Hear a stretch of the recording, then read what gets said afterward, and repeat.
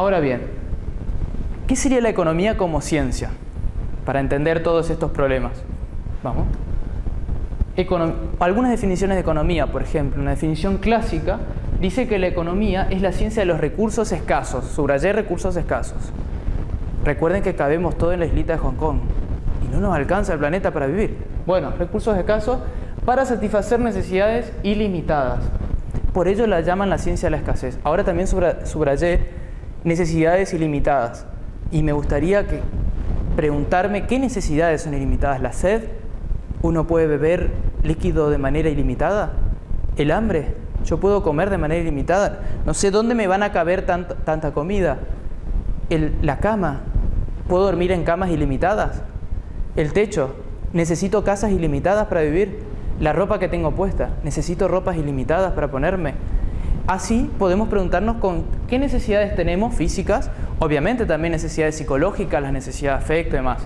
Pero en fin, es interesante el cuestionamiento de esta definición de economía, que es la más común, que si realmente nuestras necesidades son ilimitadas y si realmente, vamos a suponer las necesidades físicas, comida, bebida, sed, techo, vestimenta, frío, calor, etc., si realmente los recursos para satisfacer esas necesidades son escasos.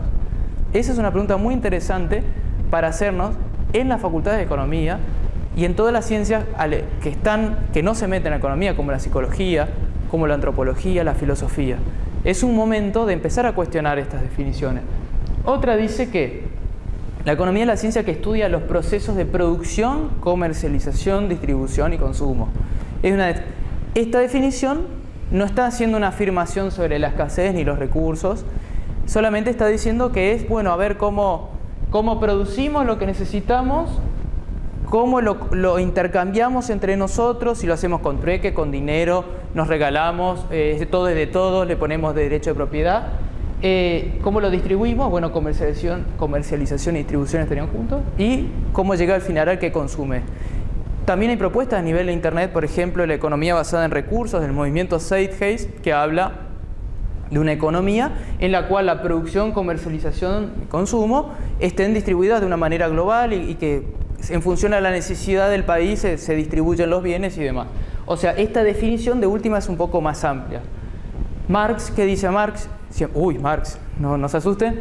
Dice, estudia las relaciones sociales de producción. Lo bueno que agrega Marx acá, y que le vamos a dar un poroto, que ya dice relaciones sociales.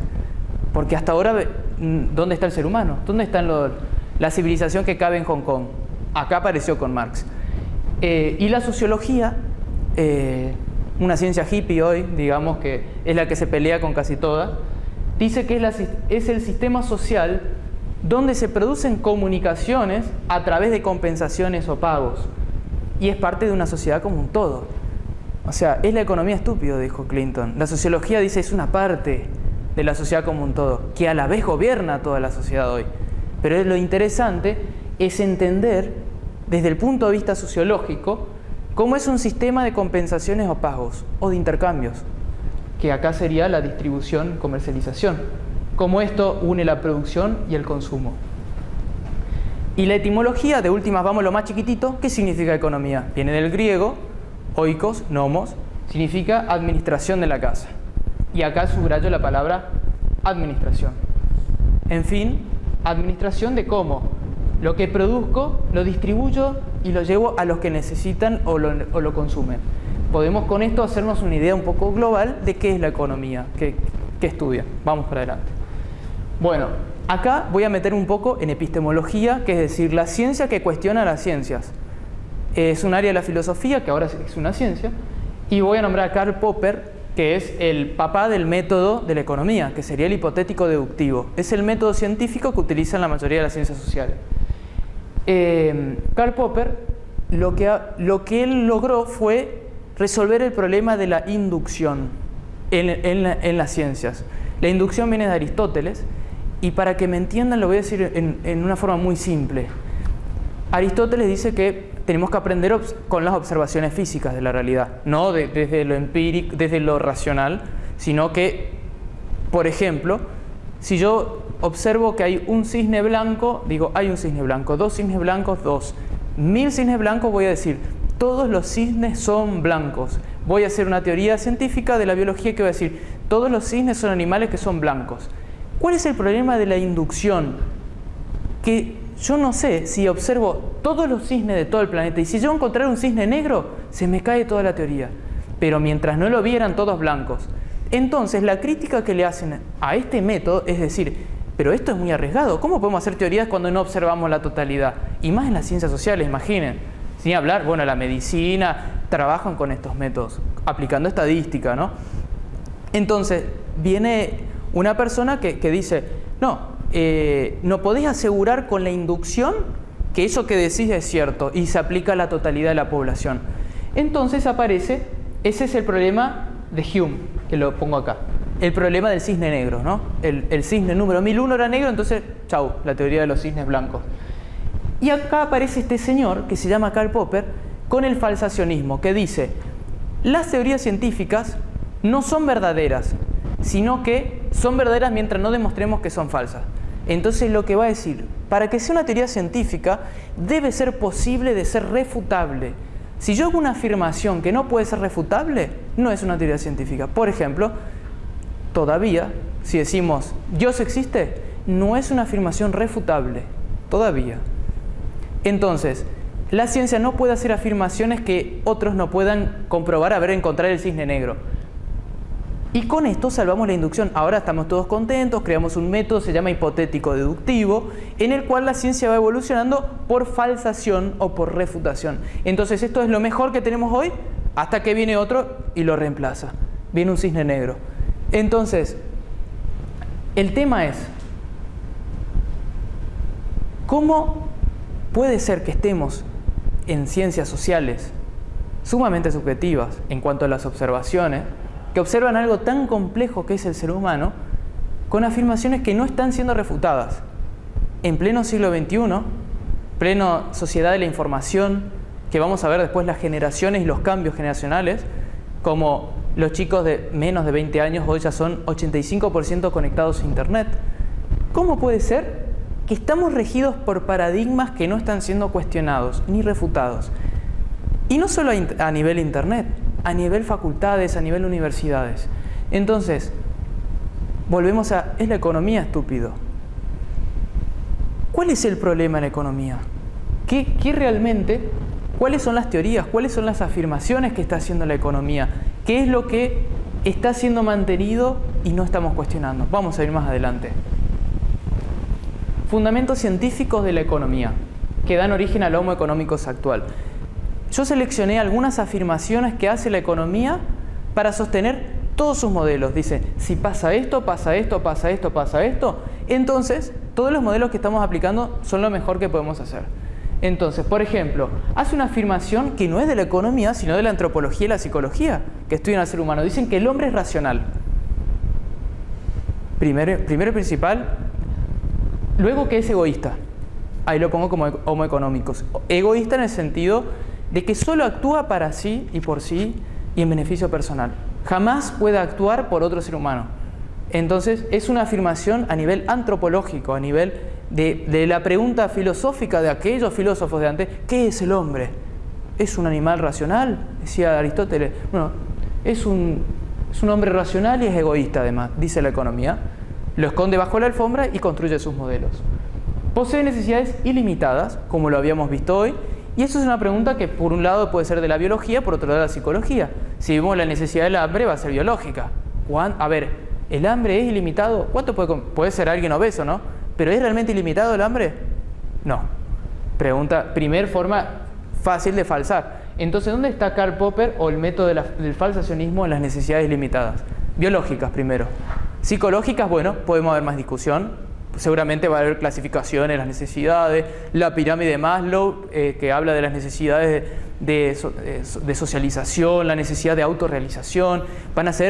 Es un terreno controvertido, pero es interesante meternos con psicología a la economía, igual que con antropología.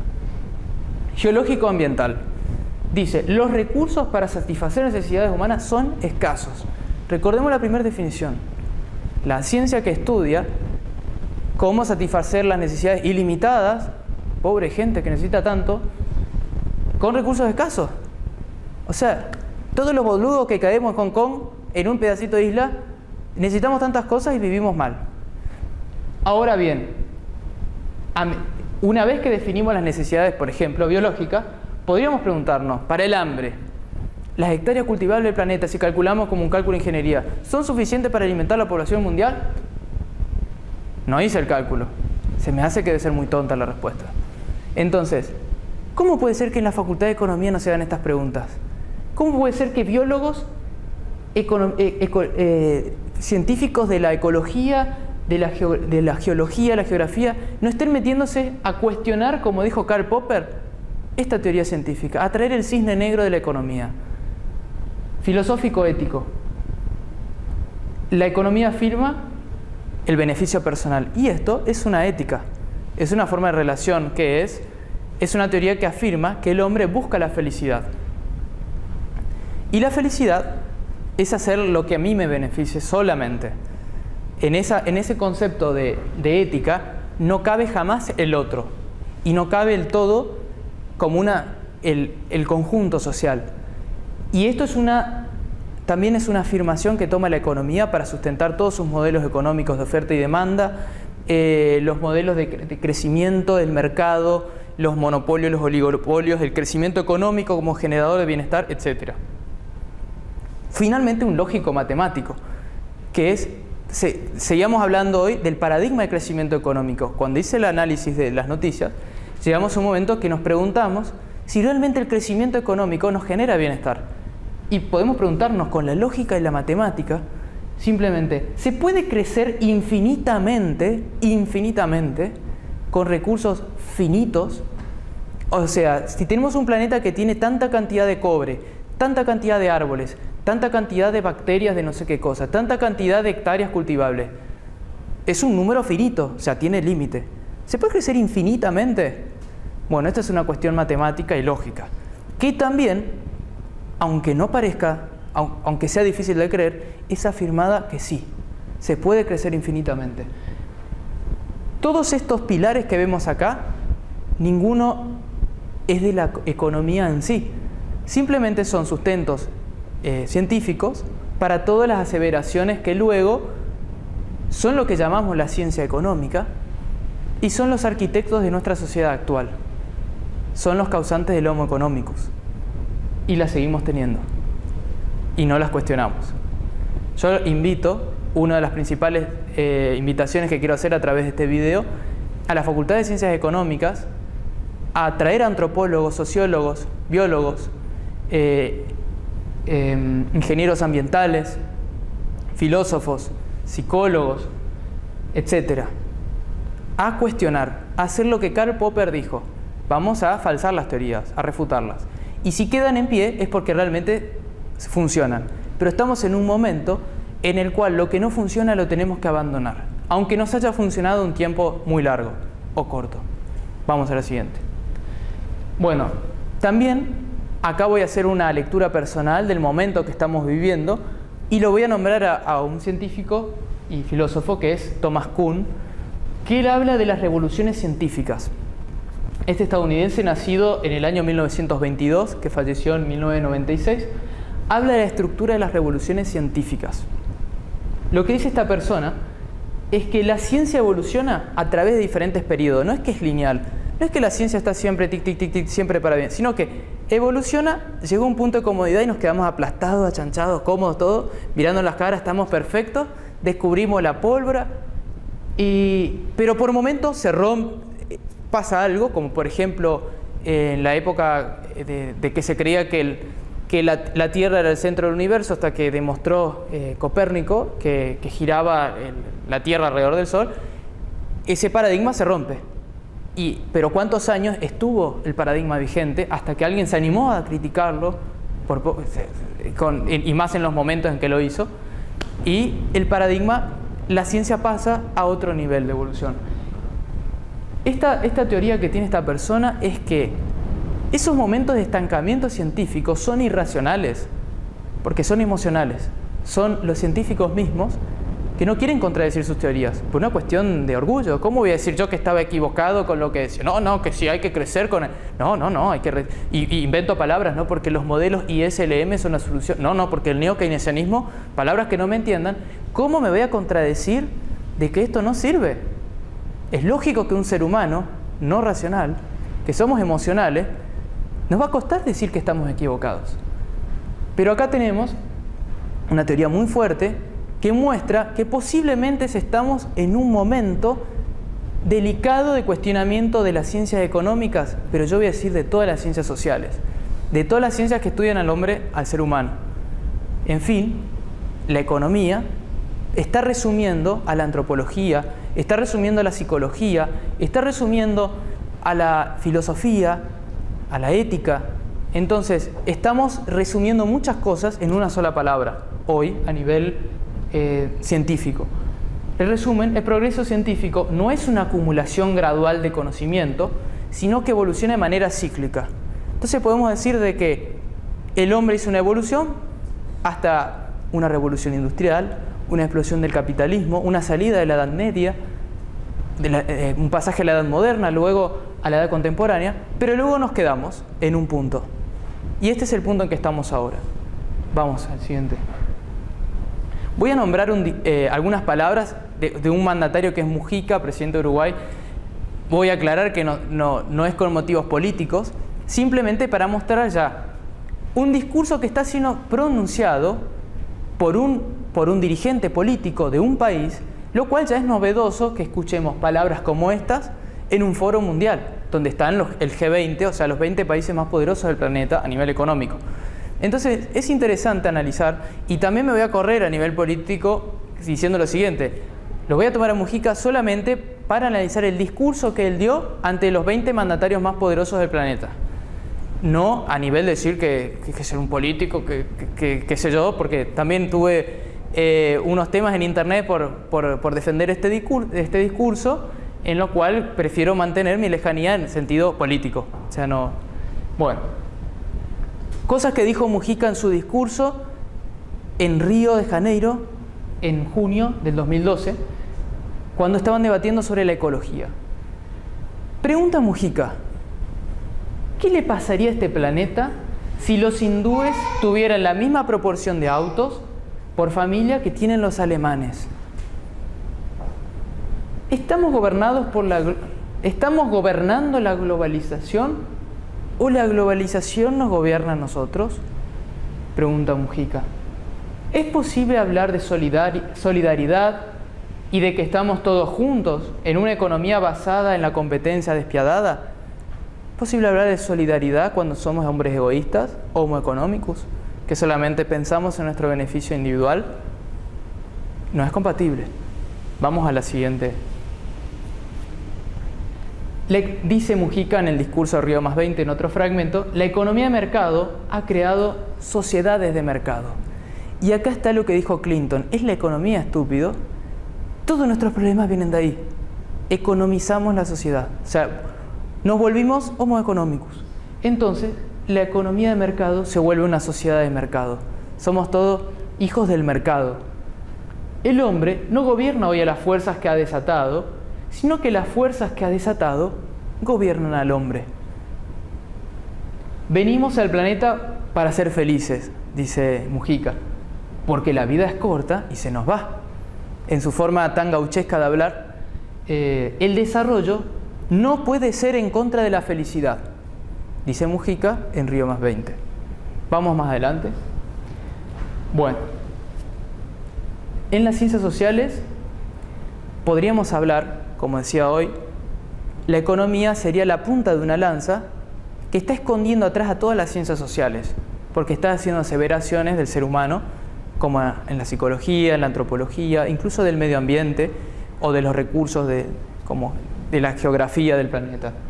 Entonces, podemos hablar de que estamos en un momento crítico de cambio de paradigma de todas las ciencias sociales, o sea, no solo de la economía. Estamos pasando de un homo economicus, un hombre económico, a un homo consciens, un hombre consciente. Y esto es el tema principal de toda esta charla. Vamos a decir.